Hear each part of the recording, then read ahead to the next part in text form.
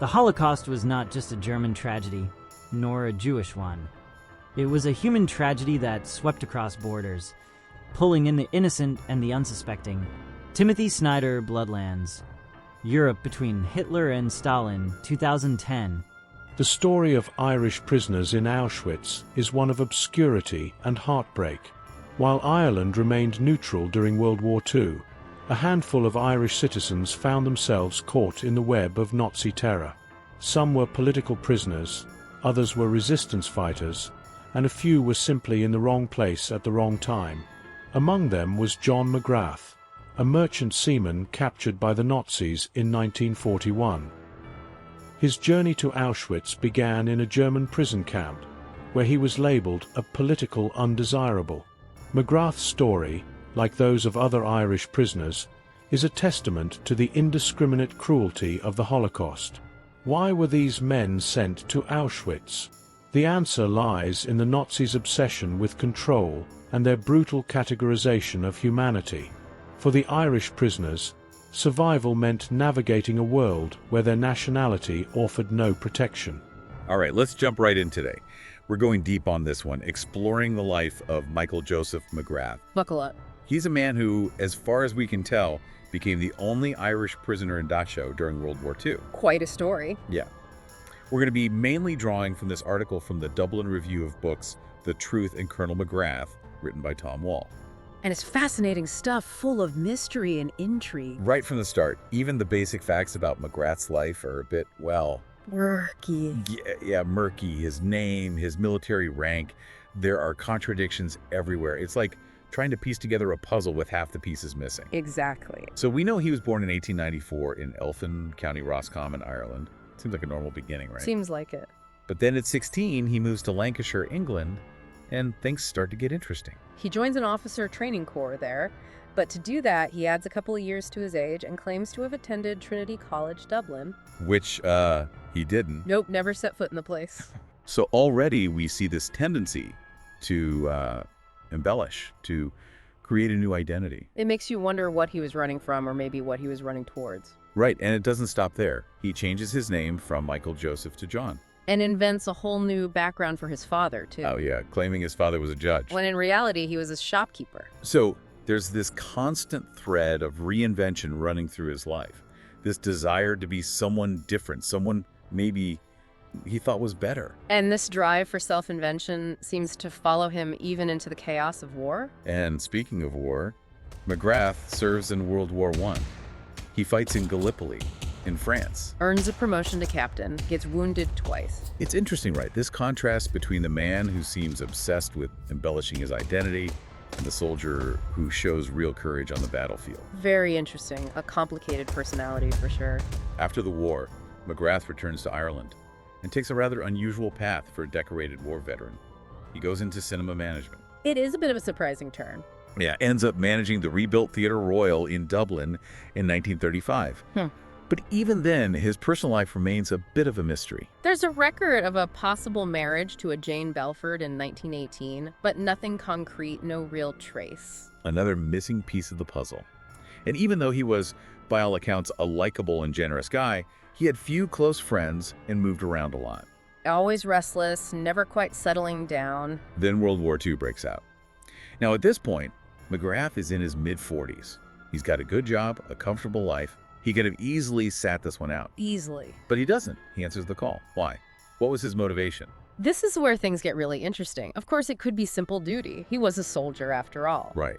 But there's also his connection to Dublin's Jewish community through the Elliman family who owned those theaters he managed. So he would have been very aware of the horrors of Nazi persecution. Exactly. And it's reasonable to think that played a big part in his decision. McGrath ends up at Dunkirk, a chaotic and devastating retreat for the Allied forces. He's captured there, forced to march to Germany as a prisoner of war. He later claimed to have escaped temporarily with other soldiers, some of whom were shot.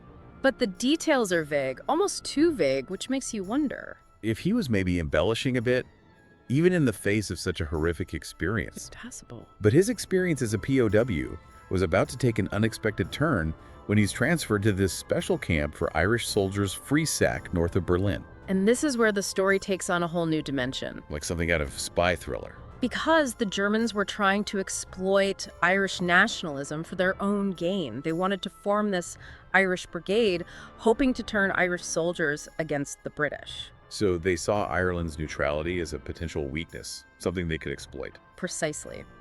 And McGrath, with his family's connections to Irish nationalist politics, his uncle was a politician, and some cousins were active in the IRA, well, he seemed like the perfect candidate for their scheme. He was dropped right into the middle of this web of political intrigue.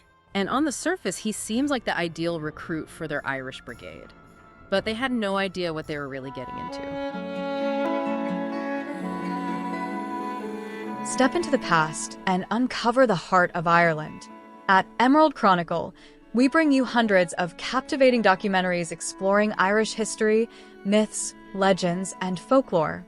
Our playlists guide you through Ireland's fascinating journey, from prehistoric Ireland, proto-historic and Celtic eras, and the early Christian and Viking periods, to the Anglo-Irish invasion and the lordship of Ireland. Delve deeper into the Tudor conquest and religious conflicts, the union with Great Britain and the Great Famine, the fight for independence and the divisions of the 20th century, and Ireland's evolution into the 21st century. Best of all, we keep all our documentaries at 15 minutes or less, making it easy to explore Ireland's history, even on a busy day. Every time you watch, you're supporting the upkeep of our channel.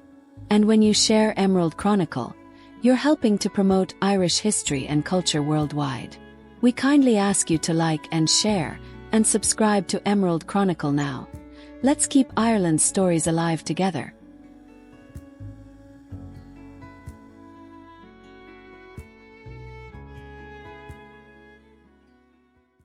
Last time, we left McGrath heading to Friesack, seemingly playing right into the Germans' hands. Oh, they thought they had him. They thought they'd found the perfect man to lead their Irish brigade. But McGrath, he was playing a different game altogether, a very dangerous one. Like walking a tightrope, right? Exactly. He had to appear cooperative while secretly working to sabotage their entire operation. I can't imagine the mental strength that must have taken. To be surrounded by enemies under constant suspicion and still manage to pull that off. It took incredible cunning and a whole lot of nerve. He couldn't outright oppose the Germans, so he had to find more subtle ways to resist. So how did he do it? He started by focusing on those who had already agreed to the Germans' training. He allowed it to proceed, but with a crucial condition. He made them promise that if they were ever sent back to Ireland or Britain, they would immediately report to the authorities and avoid any contact with the IRA. So essentially, he was turning them into double agents. Precisely, using the Germans' own plan against them. And that wasn't all. He also managed to get a message out to the outside world. How did he do that?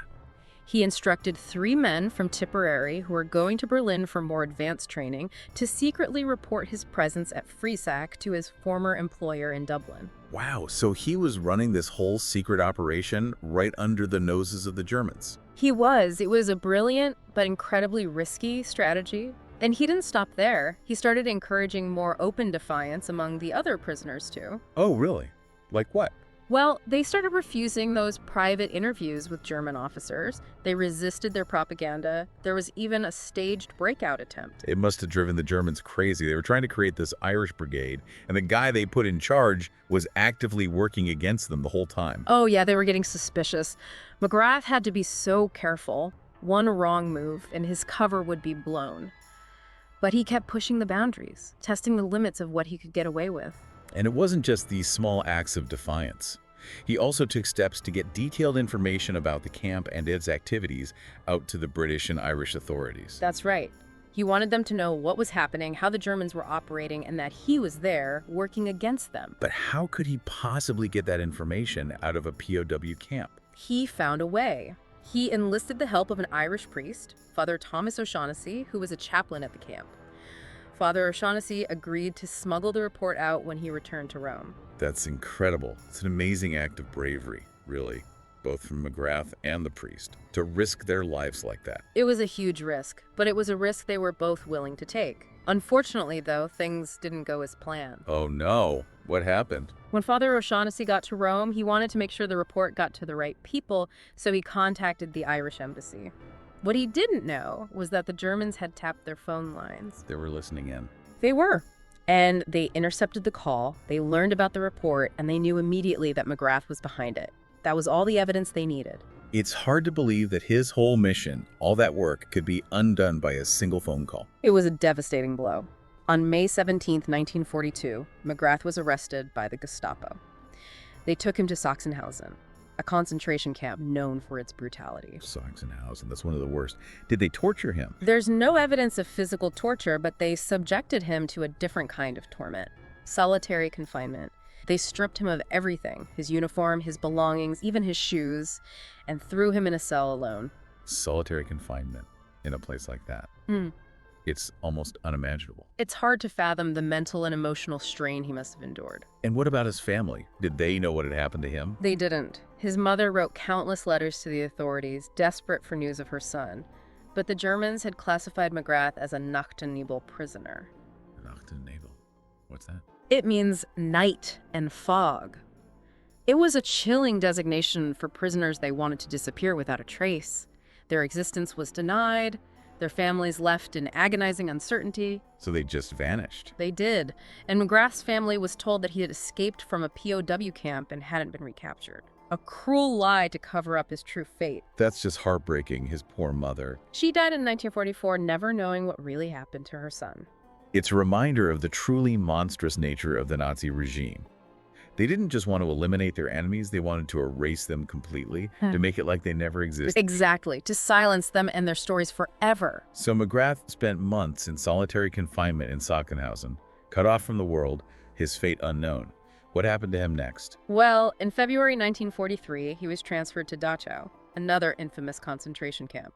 You might think that would be a bad thing, but it actually led to a slight improvement in his conditions. Really? How so? Well, he was no longer in solitary confinement. He was allowed to receive occasional Red Cross parcels, although still no letters, and he was placed in a cell with another British officer named Major Richard Stevens. So at least he had some human contact. Was Stevens someone he could confide in? Someone who understood what he'd been through? Unfortunately, no. Stevens was a former intelligence officer who had been captured under some rather questionable circumstances. McGrath actually suspected him of collaborating with the SS. Oh, wow. So even in this slightly better environment, he was still surrounded by danger and suspicion. He was. But despite all that, his story was far from over. In fact, it was about to take another unexpected turn. In Dachau, he found himself in the same prison block as George Elser. Wait a minute. George Elser? The man who tried to assassinate Hitler? That's right. Elser had been captured in 1939 after planting a bomb that came very close to killing Hitler. He had endured brutal torture but never wavered in his claim that he had acted alone. It's incredible to think that McGrath, a man dedicated to undermining the Nazis, was now imprisoned alongside a man who had nearly brought down the entire regime. It's a remarkable twist of fate, and it highlights just how unpredictable and interconnected history can be. But it doesn't end there. In April 1945, a new group of prisoners arrived at Dachau. Who were they?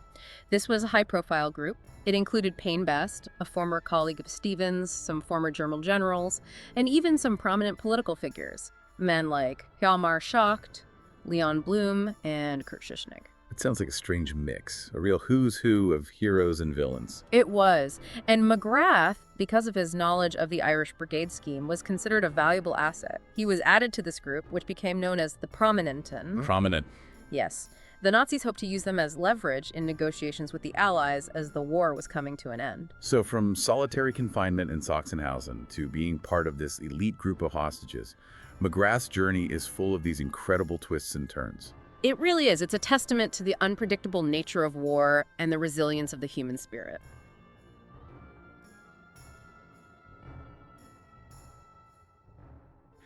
When we left off, McGrath had become part of the Prominenten, this group of high-profile prisoners held by the Nazis. They were basically pawns in this desperate attempt to strike a deal with the Allies. It must have been a surreal experience for them. Knowing the war was coming to an end, but still being held captive, their fate uncertain. As the U.S. forces were getting closer to Munich, the SS decided to move them from Dachau. Yeah, in mid-April 1945, they loaded them onto these buses and trucks and started driving south, away from the advancing Allied lines. It must have been a terrifying journey. Absolutely. traveling at night without lights to avoid the Allied bombers, not knowing where they were going, what was going to happen to them. The constant fear of being attacked. And still surrounded by SS guards, their lives completely in the hands of their captors. So even with the war ending, the threat was still very real. Oh, very real. But McGrath, ever resourceful, saw an opportunity in all this chaos. What do you mean? Before they left Dachau, he managed to slip away from the Prominent 10 and go back to the main camp. It was a horrifying sight. The place was ravaged by typhus, filled with the bodies of those who hadn't survived. Why would he risk going back there? It seems incredibly dangerous. He felt a sense of duty to his fellow prisoners. He wanted to learn the names and fates of the other British prisoners, make sure they weren't forgotten. It was a selfless act. He met with this Belgian resistance fighter who was using the alias Patrick O'Leary.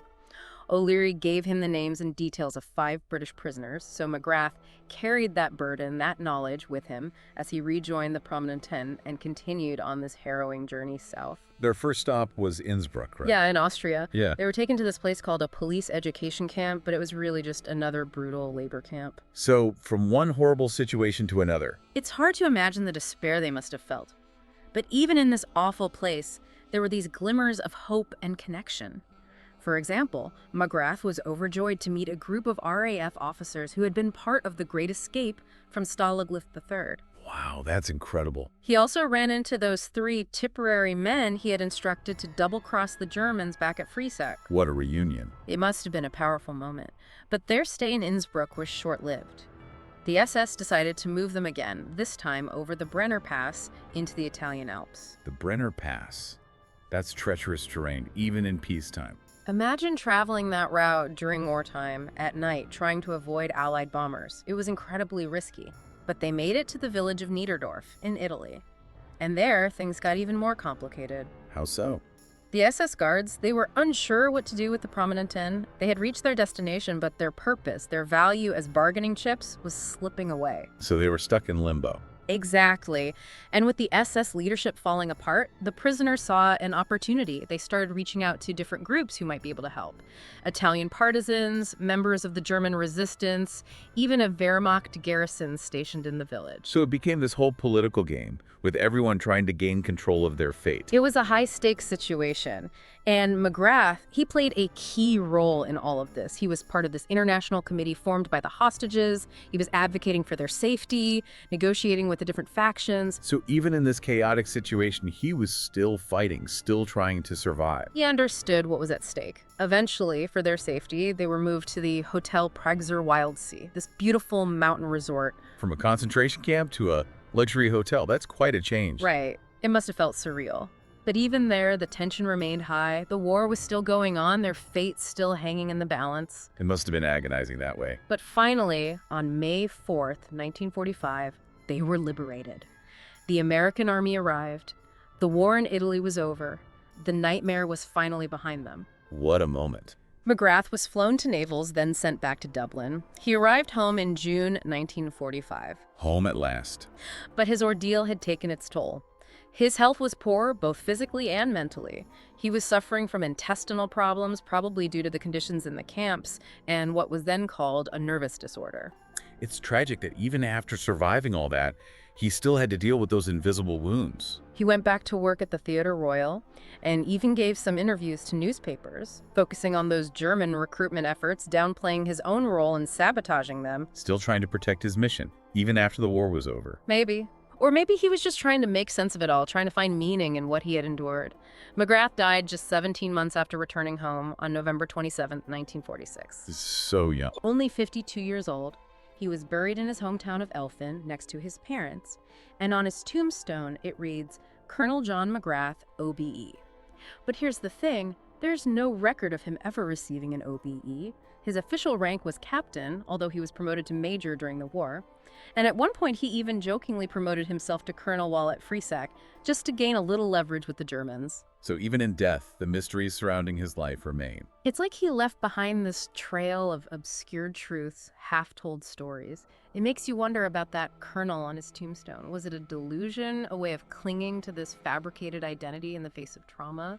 Or was it maybe a subtle nod to the secret role he played, a final act of defiance? We may never know for sure. What we do know is that Michael Joseph McGrath was an extraordinary man. He was a soldier, a spy, a prisoner. He risked everything to fight against tyranny. His story, with all its twists and turns, its mysteries and contradictions, it's a testament to the human spirit, its ability to endure even the most unimaginable hardships. It makes you think about the choices we would make in those kinds of situations. What does it really mean to be courageous? To sacrifice? McGrath's life may be full of unanswered questions, but his story is an inspiration, a reminder that even in the darkest of times, hope and humanity can prevail. Thank you for joining us on this deep dive into the incredible life of Michael Joseph McGrath. His story is a powerful reminder of the complexities of war, the strength of the human spirit, and the importance of remembering those who fought for freedom.